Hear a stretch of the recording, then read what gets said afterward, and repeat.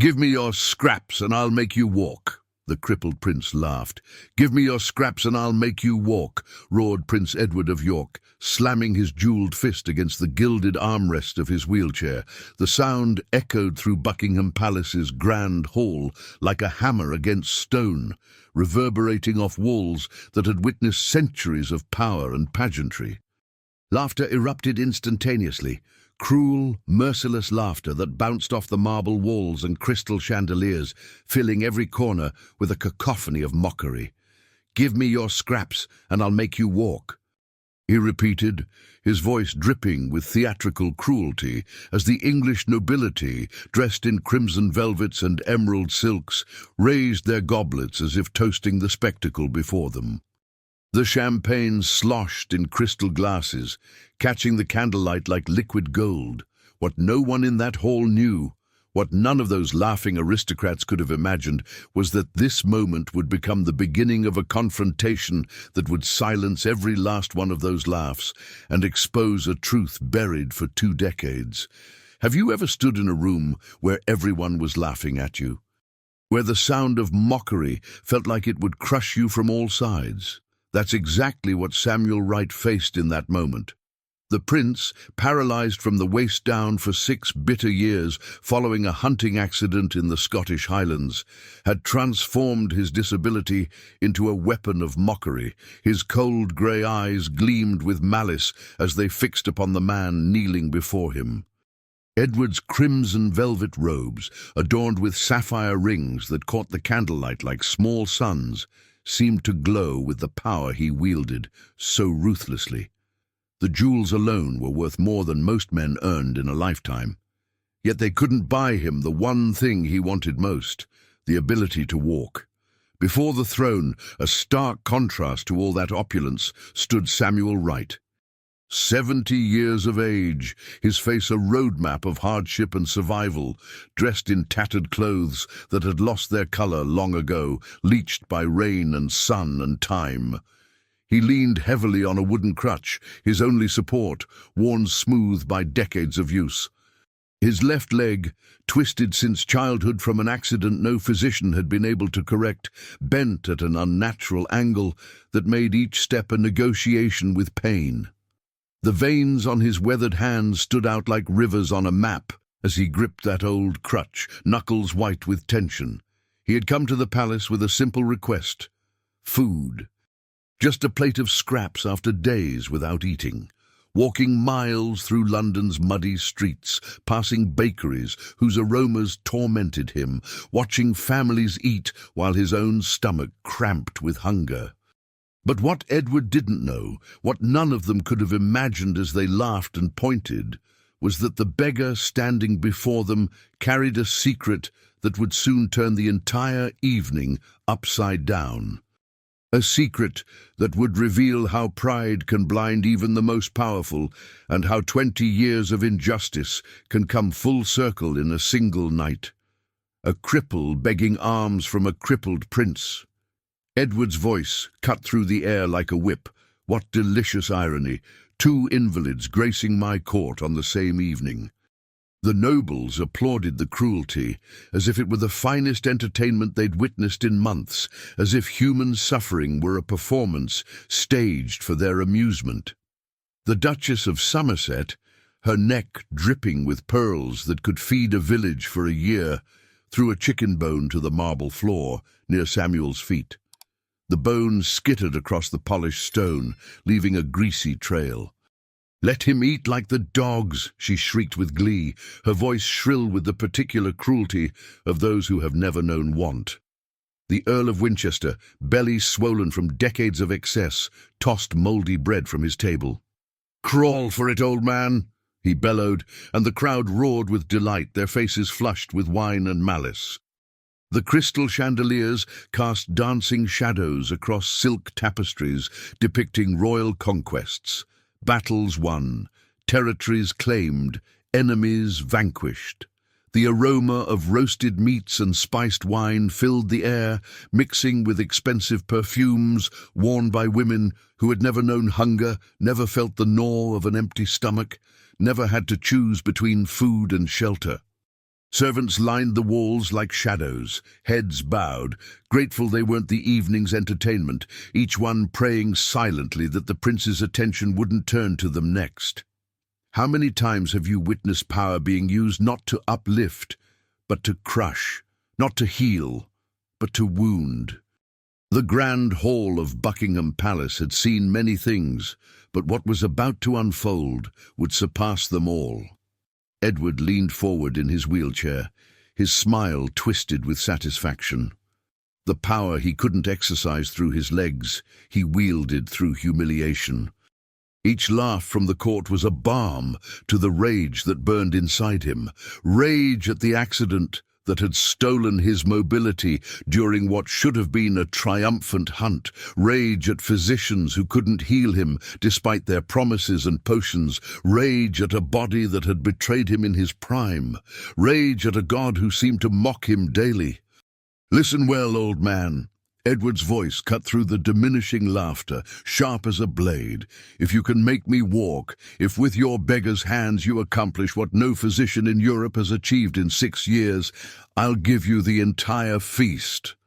He gestured broadly at the tables laden with food, roasted pheasants, honeyed hams, wheels of cheese, fruits from distant lands, pastries dusted with sugar that sparkled like snow.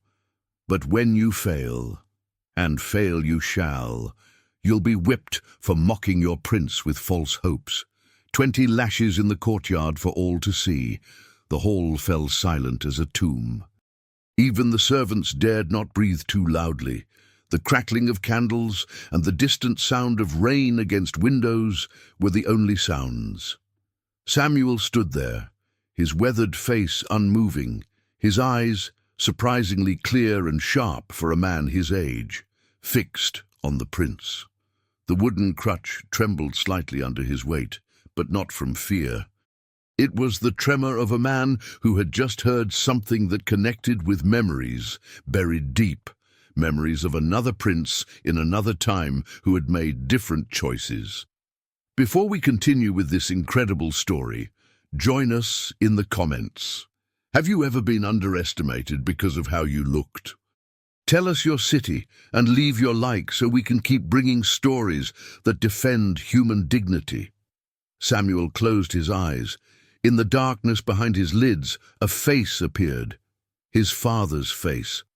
Dr. Jonathan Wright, the greatest anatomist Oxford had ever produced, who had taught him everything before dying in poverty and disgrace. "Son," his father's voice echoed across the years, as clear as if he stood beside him now. "A true healer seeks not glory, but to relieve suffering. Remember, the spine is a river of life. When its flow is blocked, miracles seem impossible, but unblock it, and the impossible becomes inevitable. Never forget, the body remembers what the mind chooses to bury." When Samuel opened his eyes, something had shifted in his gaze. The trembling had stopped, his back straightened despite the twisted leg, and his voice, when it came, was firm, stronger than anyone expected from a beggar who had been eating scraps and sleeping in alleyways. "Your Highness," he said, each word measured and clear, "I accept your challenge, but I need 2 minutes alone with you." "Just 2 minutes." The court erupted in murmurs. Some laughed nervously, others leaned forward with morbid curiosity, like spectators at a gladiatorial combat. The Duke of Lancaster whispered to his companion, "This will be entertaining. Watch him fail spectacularly. I wager 10 guineas he doesn't last 1 minute before begging for mercy." Edward laughed, a harsh barking sound that made several ladies flinch, their fans snapping shut in unison. "Granted," he announced with theatrical generosity, spreading his arms wide. "Everyone out. I want to witness this failure up close, in all its pathetic glory. I want to see the exact moment when hope dies in his eyes." The nobility filed out slowly, reluctantly, none wanting to miss whatever would happen next. Whispers filled the corridor outside like a swarm of wasps. "Did you see the old fool's face? He actually believes he can do something. The prince will have him whipped until he can't stand. Mark my words, we'll hear his screams from here." The massive oak doors closed with a thunderous boom that seemed to seal the prince and the beggar in a world of their own, cutting them off from the outside world like a tomb sealing shut.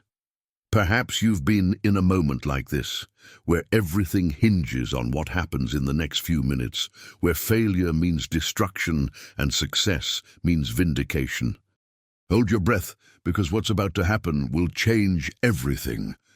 Alone in the vast hall, Samuel Wright moved toward the throne. His gait was uneven, painful to watch, each step a negotiation between his twisted leg and the crutch. The sound of wood striking marble echoed in the emptiness. Tap, drag, a rhythm of suffering that had defined his life for 70 years. But his eyes never left Edward's face, boring into the prince with an intensity that made the monarch uncomfortable. The prince watched with a mixture of amusement and curiosity, like a cat watching a wounded bird. "Well, what miracle are you planning, old man? Some prayer, some witchcraft? Will you dance around me chanting incantations?" Samuel said nothing. He circled behind the wheelchair, studying the prince's posture with an intensity that made Edward's skin prickle. "What are you doing?" Edward demanded, trying to twist around to see, suddenly aware of how vulnerable he was, how he couldn't leap up and defend himself if needed. "Your Highness?" Samuel's voice was calm, professional, almost clinical, the voice of a man who had done this before. "May I touch your back?" Edward laughed again, but there was less confidence in it now, a hollow quality that betrayed his nervousness. "Do what you must. When this fails, your punishment will be all the sweeter. I'll make sure every stroke of the whip is counted aloud." Samuel's weathered hands, hands that trembled when holding a crutch, hands gnarled by age and hardship, moved with surprising precision as they explored Edward's spine through the velvet robes. His fingers pressed specific points, traveled up and down the vertebrae with the confidence of someone who had done this 1,000 times before, reading the body like a book written in flesh and bone. What happens when we judge people by their appearance rather than their knowledge? When we dismiss wisdom because it comes wrapped in rags? Samuel's question hung in the air as his fingers worked. Edward opened his mouth to snap a retort, but Samuel's fingers found a specific spot between his shoulder blades and pressed. A sensation unlike anything Edward had felt in 6 years shot through his body like lightning through a rod. Not pain exactly, but a kind of electric awareness, as if nerves long silent were suddenly screaming awake, like a limb that had fallen asleep now flooded with pins and needles. What are you doing to me?" Edward's voice cracked, fear creeping in for the first time. Samuel didn't answer.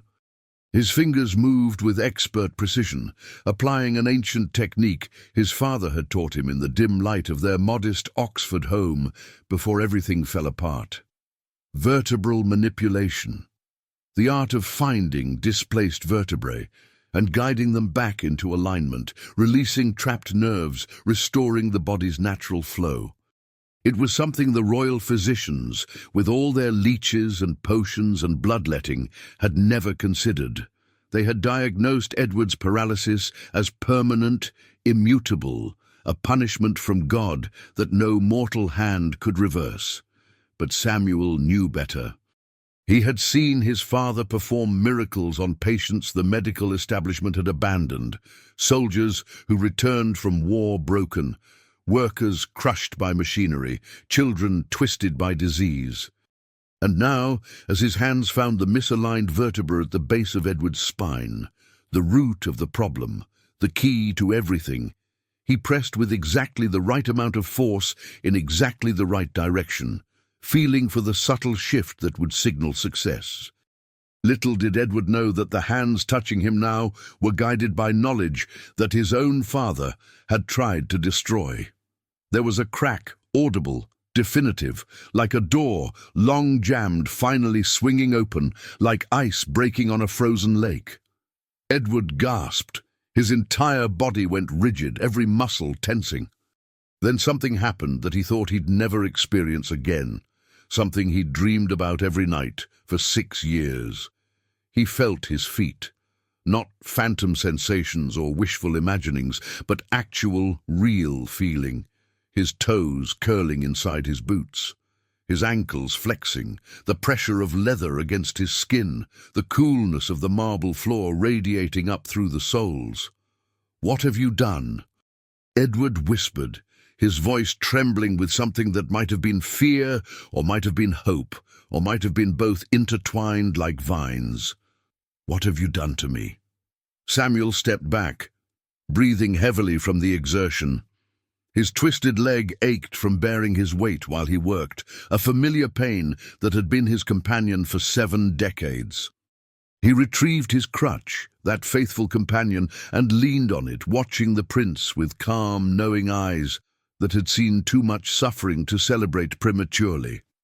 "Stand up, Your Highness," Samuel said simply, the 2 words carrying the weight of destiny. "Walk." Edward stared at him as if he'd spoken in tongues, as if the words made no sense. I can't. I haven't walked in 6 years.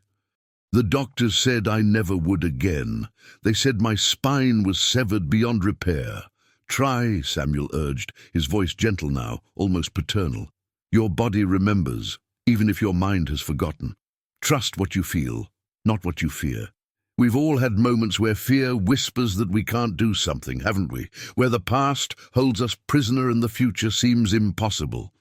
Edward faced that choice now, to try and possibly fail, or to remain forever in his wheelchair of certainty. Edward gripped the armrests of his wheelchair, his knuckles turned white, tendons standing out like cords. He had dreamed of this moment 1,000 times, had prayed for it in churches and chapels, bargained for it in desperate midnight prayers, raged at God for denying it. Now, with the possibility before him, terror seized his heart like an iron fist. What if he tried and failed? What if the sensation was temporary, a cruel trick? What if he fell and the mockery became his own? What if— "Stop thinking," Samuel's voice cut through the spiral of fear like a blade through rope. "Just stand." Edward pushed. His arms strained, muscles burning from 6 years of supporting his upper body weight. His body rose from the chair that had been his prison for so long, that had defined his existence, that had become both curse and identity. His legs, weak and trembling from years of disuse, took his weight. They shook violently, threatened to collapse like columns of sand, but they held. Edward stood. For the first time in 6 years, Prince Edward of York stood on his own 2 feet, eye level with the world, instead of looking up at it. Tears streamed down his face, hot and unstoppable, cutting tracks through the powder on his cheeks. He looked down at his legs, as if they belonged to someone else, as if they were foreign objects that happened to be attached to his body. His right hand released the wheelchair armrest, that familiar grip he'd held for 6 years, and reached towards Samuel, not in anger, but in desperate need for confirmation that this was real, that he wasn't dreaming or hallucinating or losing his mind. "Now walk," Samuel said gently but firmly. Edward took 1 step, shaky, uncertain, like a newborn colt finding its legs for the first time. The marble felt solid beneath his foot, real, present. Then another step. His legs remembered the motion even if the muscles had atrophied, even if they protested with each movement. On the 3rd step, his knee buckled, threatening to dump him to the floor. But he caught himself against a marble column, the cool stone solid under his palm. "Walk," Samuel repeated, more firmly now, with the authority of a teacher who knows his student can succeed. Edward pushed off from the column. Step after hesitant step, he crossed the distance to the grand staircase.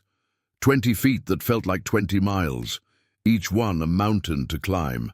His body screamed in protest, muscles awakening from 6 years of sleep.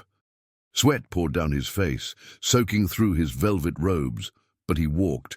When he reached the stairs, he turned back to Samuel, his face a mask of wonder and confusion and dawning horror as realization began to creep in. The old man stood where he'd been, leaning on that worn wooden crutch, watching with an expression that held no triumph, no judgment, only a quiet sadness that Edward couldn't quite understand, a sorrow that seemed to reach back through decades. "Who are you?" Edward whispered, his voice barely audible above the sound of rain now hammering against the windows. "Who are you really?" Before Samuel could answer, the doors burst open. The court, unable to contain their curiosity any longer, their restraint broken by impatience and morbid fascination, flooded back into the hall expecting to witness humiliation, and froze collectively when they saw Edward, standing upright, walking on his own legs, tears streaming down his royal face. The Duchess of Somerset's goblet slipped from her fingers and shattered on the marble floor, crystal exploding into 1,000 glittering pieces. The Earl of Winchester made the sign of the cross, his face pale. Someone screamed, a raw, primal sound of shock. Someone else fainted, crumpling to the floor in a heap of silk and jewels. Can you imagine witnessing what everyone thought was impossible? The moment when reality shifts and what you knew to be true crumbles, that's what every person in that hall experienced. The grand hall erupted in absolute chaos. Nobles rushed forward shouting questions, praising God, demanding explanations, their voices overlapping into incomprehensible noise. Some fell to their knees, convinced they'd witnessed a divine miracle, hands clasped in prayer. Others hung back, suspicious, whispering about witchcraft and dark arts, making protective signs with their hands. Through it all, Samuel remained still, leaning on his crutch at the edge of the commotion, watching the scene unfold with ancient, weary eyes that had seen this pattern before. But what he was about to reveal would shock them even more than the miracle they had just witnessed. A truth that had festered for 20 years was about to burst into the light. If this story has already gripped your heart, tell us in the comments. Have you ever witnessed injustice being corrected after years of silence? Leave your like so more people can discover this powerful story of truth and redemption.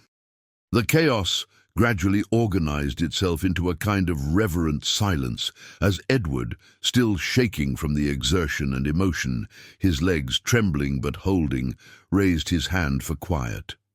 The gesture, made while standing, while looking down at his subjects instead of up, carried more authority than anything he'd done from his wheelchair in 6 years. "Bring him forward," Edward commanded, pointing to Samuel with a hand that still trembled. 2 guards, their faces pale with shock, eyes wide with what they'd witnessed, approached the old man. But Samuel waved them off with quiet dignity and walked forward on his own, each step with his twisted leg a visible struggle, his crutch, that old companion that had supported him for 70 years, striking the marble floor with rhythmic determination. Tap, drag, tap, drag. The sound echoed in the silent hall like a heartbeat. The contrast was devastating, impossible to ignore. Here was the prince, newly able to stand and walk after 6 years of paralysis, looking at a man who had given him that gift, a man who still limped, still suffered, still leaned on a crutch for support, still bore the mark of a childhood accident that had never been healed. "Who are you?" Edward repeated the question he'd asked moments before, but this time the words carried different weight. "How did you know? How could you do what the finest physicians in England, France, Italy, what the best medical minds in all of Europe couldn't accomplish?" Samuel met his gaze steadily, those clear eyes holding decades of pain and knowledge. "I am Samuel Wright, Your Highness." "Son of Dr. Jonathan Wright." The name hit Edward like a physical blow, like a fist to the gut. His face went pale, all the color draining away. He stumbled slightly, catching himself on the wheelchair behind him. Murmurs rippled through the court like waves spreading from a stone thrown in a pond. The older nobles recognized that name, remembered that scandal. Jonathan Wright, the physician who had served Edward's father, King Henry, decades ago. Jonathan Wright, the Duchess of Somerset breathed, her hand flying to her mouth. But he was exiled, stripped of everything. How many of you remember someone who was destroyed unjustly? Someone whose name became a warning rather than an inspiration?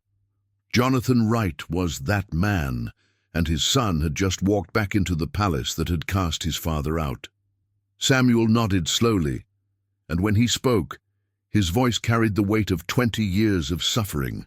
20 years ago, my father diagnosed your father, the late King Henry, with a treatable spinal condition. He told the court that paralysis was not inevitable, that with proper treatment and the techniques he had developed, mobility could be preserved. My father was a pioneer, Your Highness. He understood the spine in ways no one else did. He had spent decades studying anatomy, dissecting cadavers in secret, mapping every nerve and vertebra. The hall was silent now, every eye fixed on Samuel, every breath held. But what came next would reveal the true depth of the tragedy that had shaped 2 families and a nation. But the royal physicians, jealous of his knowledge, threatened by his success, afraid of a commoner who knew more than they did, convinced the king that my father was a charlatan. Samuel continued, his voice steady despite the pain behind the words that had been locked inside for 20 years. They said his methods were witchcraft. They said he was dangerous. They convinced your father that my father wanted to harm the king, not heal him. They presented false testimony, forged documents, bribed witnesses. The court exploded in whispers. Some nobles looked ashamed, remembering, others defensive, not wanting to acknowledge their complicity. But Edward just stared at Samuel, understanding dawning like a cold sunrise, each revelation a knife to his conscience. They had him stripped of his position and exiled from court, Samuel said, his voice trembling now with decades of suppressed grief. His medical license was revoked, his research was confiscated and destroyed. His reputation was demolished so thoroughly that no hospital would employ him, no patient would trust him. We were cast out of our home with nothing but the clothes on our backs. My father died in poverty 5 years later. Samuel's voice cracked, the first break in his composure. He died in a rented room that leaked rain, with rats in the walls and mold on the ceiling. He died knowing he could have saved people, prevented suffering, advanced medical knowledge by decades. He died clutching medical texts he could no longer use because no one would trust a disgraced doctor. But pride, royal pride, aristocratic pride, cost him everything: his position, his reputation, his health, his hope, his life. Perhaps you know what it's like to watch someone you love destroyed by forces beyond their control, to see talent and knowledge wasted because of jealousy and fear. That pain never truly heals, does it? Edward felt ice forming in his chest, spreading through his veins like frost. You're saying my father condemned your father to death. I'm saying, Samuel replied gently, without anger but with devastating clarity, that your father listened to men who valued their own importance more than the truth. Men who cared more about protecting their positions than about healing or justice or knowledge. And yes, that decision killed my father, slowly, through despair and starvation and the soul-crushing weight of injustice. The court exploded in whispers, some loud enough to be heard. Some nobles looked ashamed, remembering the scandal, remembering how they had laughed at the disgraced physician. Others looked defensive, not wanting to face their own roles in the tragedy. But Edward just stared at Samuel, his newly restored legs trembling beneath him, understanding dawning with horrific clarity. "And you," the prince said slowly, his throat tight, "you lived through your father's exile, his poverty, his suffering, his death." "I did," Samuel confirmed, and for the first time, emotion fully cracked his composed exterior. "I was 15 when we were cast out. I watched my father, the greatest anatomist Oxford ever produced, beg for scraps in the streets, just as you saw me do tonight. I watched him try to help people in secret, hiding his knowledge like a criminal. I watched him die, clutching medical texts he could no longer use, whispering formulas and techniques that would be lost forever. And I swore. His voice caught, tears finally breaking through. I swore I would honor his memory by mastering what he taught me, even if I never got the chance to use it. Even if I had to hide it for 55 years, then why? Edward's voice broke completely, tears streaming down his face again. But these were different tears, not of joy, but of moral reckoning. Why did you come here? Why did you help me? You could have let me rot in that chair. You could have had your revenge. For the first time, Samuel's weathered face showed the full depth of his emotion. 55 years of carrying his father's legacy in secret, of waiting for this moment. I came today, he said, his voice trembling like autumn leaves, because I am hungry, because I am old and crippled and have nowhere else to turn. I came begging for scraps, as my father once did, walking the same streets he walked, feeling the same shame he felt. I didn't come planning to heal you. I didn't come seeking this confrontation. He paused, looking around at the assembled nobles, at the wealth and power and pride. But when you made your cruel joke, when you offered me the feast if I could make you walk, I saw my chance. Not for revenge, not for wealth, but for something more important. Your chance for revenge? Someone in the crowd whispered, the word hanging in the air like smoke. No, Samuel said firmly, his voice ringing with conviction. My chance to prove my father was right. My chance to show that his knowledge, his legacy, wasn't the lie they claimed it was. My chance to demonstrate that the man they destroyed was a genius, not a charlatan. That his techniques work. That his understanding of the human body was decades ahead of his time. He turned back to Edward, and his next words fell like hammer blows on an anvil. I didn't come for gold or titles or vengeance, Your Highness. I came so you would know, so everyone here would know, that my father told the truth 20 years ago. Your paralysis was curable. It always was. The techniques existed. The knowledge was there. And if your court had listened to Jonathan Wright instead of destroying him, if your father had trusted knowledge over jealousy, you would have walked 6 years ago. You would never have spent those 6 years in that chair. Your father might still be alive, saved by the same techniques that just healed you. We've all seen how pride destroys, haven't we? How the fear of being wrong, of admitting others might know more, costs us everything. This moment revealed that cost in its full horror. The words landed like hammer blows on Edward's heart. Each one drove deeper, exposing the full scope of the tragedy.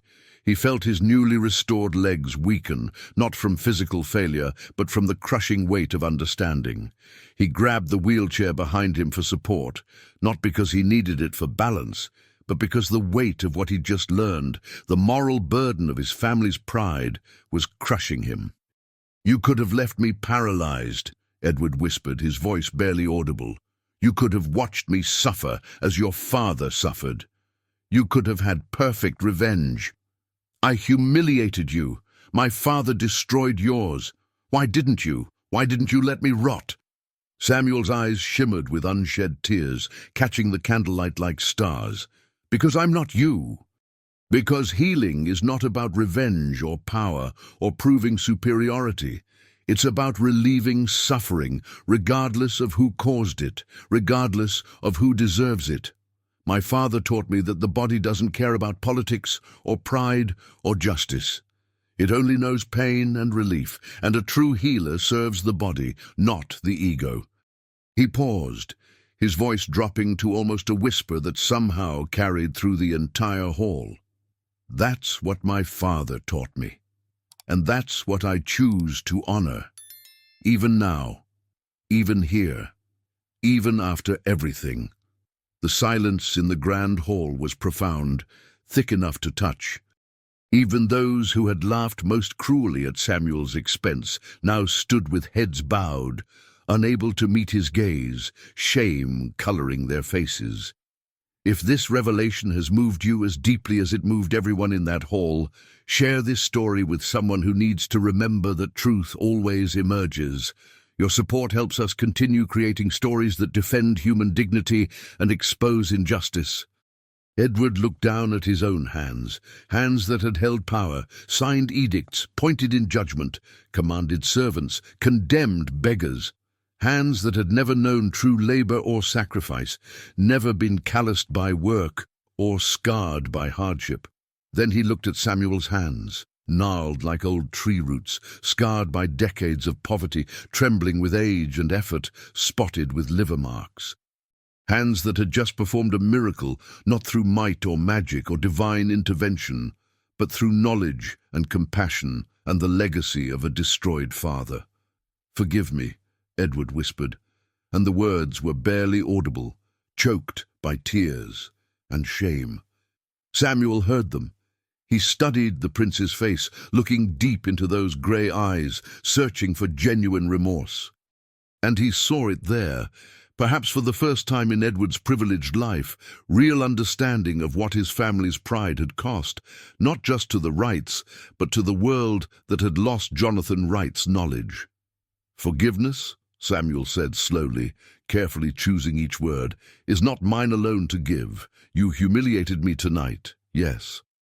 But your father destroyed mine 20 years ago. The debt is deeper than one evening's cruelty. It's a generational wound that has shaped my entire life, that killed my father and left me alone in the world." "What would you have me do?" Edward asked. And for the first time in his life, the question was genuine, not rhetorical. "I'll do anything, name it. I'll do." Samuel glanced around at the lavish hall, the crystal chandeliers worth a fortune, the silk tapestries depicting military victories, the nobles in their silks and jewels worth more than entire villages, the tables still laden with more food than most people saw in a year, enough to feed 100 hungry families. "I don't want your feast," he said quietly but firmly. "I don't need compensation or titles or positions at court. What I want is for you to remember this night. Remember what pride costs. Remember that the person you mock may hold the key to your salvation. Remember that knowledge exists in unexpected places, and that destroying those who threaten your certainty may destroy the very help you'll someday desperately need." He let that sink in, watching as Edward's face crumpled with understanding. "Remember that my father could have saved you 6 years ago, could have prevented all that suffering. And remember that it was pride, not lack of knowledge, not impossibility, but simple human pride that kept you in that chair." Edward felt tears, real tears, not of physical pain, but of moral reckoning, of understanding the full weight of generational sin, slide down his face, dripping onto his velvet robes. "I will build a monument to your father," he said desperately, words tumbling out. "I will restore his name, ensure his medical texts are studied if any survive, create a school in his honor, fund research into spinal injuries, make his techniques known throughout Europe." Samuel raised his hand, stopping the flood of promises with a gentle gesture. "Don't build monuments, Your Highness. Don't create grand gestures that let you feel absolved while changing nothing." Instead, he pointed to the doors where servants still hovered in shadows, invisible to the nobles. "Do better. Treat people with dignity regardless of their station. Listen to wisdom regardless of its source. Question your physicians when they denounce someone new. Value knowledge over pride. That would honor my father's memory more than any statue or building with his name carved in stone." The prince looked at the old man before him. Twisted leg that would never straighten, tattered clothes that spoke of decades of poverty, wooden crutch worn smooth by 70 years of use, and truly saw for the first time, more nobility than he'd ever witnessed in any gilded aristocrat in that hall. Samuel turned to leave. Each step with his crutch echoed in the silent hall. Tap, drag, the sound of a lifetime of suffering. No one moved to stop him, no one dared speak. The man who had entered as a beggar was leaving as something else entirely. A teacher, a healer, a moral authority that shamed them all. "Wait," Edward called out, his voice cracking. Samuel paused but didn't turn, his hand gripping the crutch. "You're still hungry," Edward said, and the words carried the weight of genuine concern. "You came for food. Please, take what you need. Take whatever you want. Take it all." Samuel looked back over his shoulder. His weathered face showed a sad smile, the smile of a man who has learned that some hungers can't be satisfied with bread. "I came for scraps, Your Highness. And in a way, I received something far greater than any feast. I received the knowledge that my father's life's work wasn't wasted, that his teachings live on and can still heal, that somewhere in this world his legacy continues. That's a feast more satisfying than anything on your tables." He continued toward the doors, his twisted leg dragging, his crutch supporting each painful step that had carried him through 70 years of life. But at the threshold, where the warmth of the hall met the cold of the corridor, he stopped one final time and turned to face the assembled court. His voice, when it came, carried across the hall with unexpected strength, the strength of moral authority that needs no crown. "I leave you with this," he said, his eyes sweeping across the assembled nobility. "My father used to say that the true measure of a society is not in its palaces or armies or wealth, but in how it treats those who can do nothing for it in return. You all laughed at a crippled old man tonight. You mocked what you saw as weakness. You treated human suffering as entertainment. Have you ever stopped to think about how many brilliant minds we've destroyed because they didn't come from the right families? How much knowledge we've lost to pride and jealousy? But weakness and strength, disability and ability, these are not fixed states," he continued. "They are fluid, temporary, subject to change in an instant, as you've all witnessed tonight. The beggar you scorn today may be the healer you need tomorrow. The servant you overlook may hold wisdom you desperately require. The person you mock may carry knowledge that could save your life." He paused, letting the words sink deep. "Remember that. Remember it when you're tempted to see another human being as entertainment rather than as someone worthy of dignity. Remember it when someone challenges your certainty. Remember it when you have the power to destroy someone who threatens your pride." With those words, words that would echo in that hall and in the minds of everyone present for the rest of their lives, Samuel Wright walked out of Buckingham Palace. The massive oak doors closed behind him with finality, shutting out the rain and the night and the old man who had changed everything. The court remained frozen, locked in silence. Slowly, heads turned toward Prince Edward, who stood on his restored legs, legs that worked again thanks to the son of a man his father had destroyed. With tears streaming down his face and shame burning in his chest like hot coals. That night, England learned something that no royal decree or military victory could have taught. True greatness is not measured in crowns or titles or wealth or power, but in the capacity to recognize when we have been blind to those who came to help us.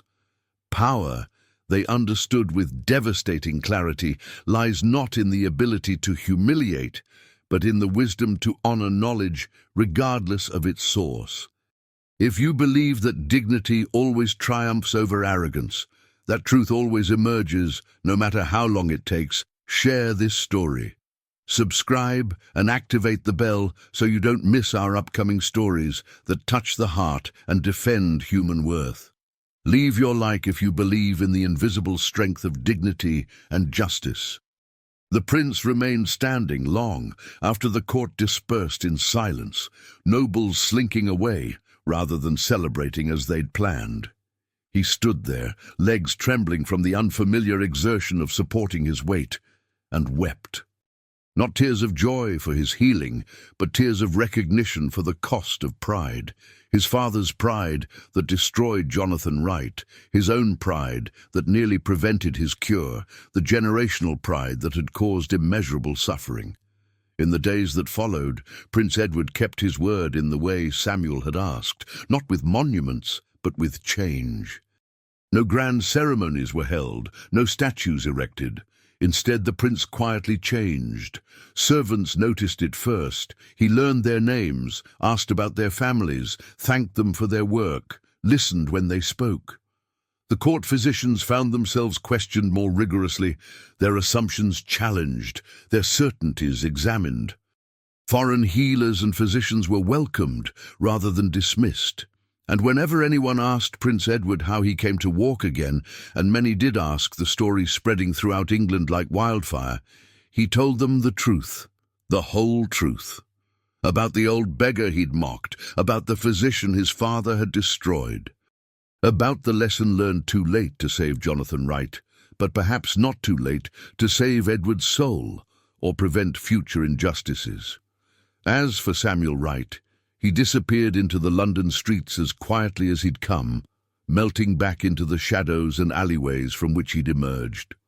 Some say he continued his father's work in secret, healing those the medical establishment had abandoned, working in back rooms and basement clinics, never asking for payment, only for the chance to ease suffering. Others claim he died peacefully not long after that fateful night, his father's legacy finally honored, his lifelong burden finally released. But everyone who was present that night in Buckingham Palace remembered him, the crippled beggar who made a prince walk, and in doing so taught a nation about dignity, humility, and the true meaning of healing. The story spread throughout England and beyond its borders, carried by travelers and merchants, written in letters and journals, passed down through generations. Parents told it to children as a lesson in humility. Never judge by appearances, they would say. Never mock those who seem beneath you. Physicians studied the technique Samuel had used, seeking to understand the spinal manipulations that had restored Edward's mobility, slowly rebuilding the knowledge Jonathan Wright had pioneered. And slowly, gradually, Jonathan Wright's name was restored, not through monuments or royal decrees, but through the story of his son, who chose healing over revenge, compassion over bitterness, and dignity over despair. Perhaps you or someone close to you has also been underestimated because of how you look, where you come from, or what you do for work. This story reminds us that no one should accept humiliation from anyone, that pride comes before the fall, that the person we underestimate today may be the one who saves us tomorrow. True healing, as Samuel Wright taught us, comes not from medicine alone, but from recognizing the humanity in everyone, especially those we're tempted to dismiss. The beggar on the street may carry wisdom that palaces lack. The servant in the shadows may possess skills that kingdoms need. And the crippled old man asking for scraps might just be the miracle worker who changes everything. Join us if you believe that knowledge should be honored regardless of its source, that dignity belongs to everyone, and that the truth always finds a way to emerge. Thank you for staying with us until the end of this story. Tell us in the comments which part moved you most. Was it Samuel's revelation, Edward's transformation, or the lesson about pride? Subscribe and activate the bell so you don't miss our upcoming stories that touch the heart and defend human dignity. Leave your like if you believe in the invisible strength of dignity and family. And most importantly, thank you for being part of this community that believes in stories with soul. If you want to support our work even more, click the thanks button below. It's the heart with the $sign. Every contribution helps us continue creating stories that inspire and defend the dignity of people everywhere. And before you go, check out the story I'm leaving here on the side about another person who was underestimated because of their appearance. I'm sure it will also move you and make you reflect on the power of redemption and second chances.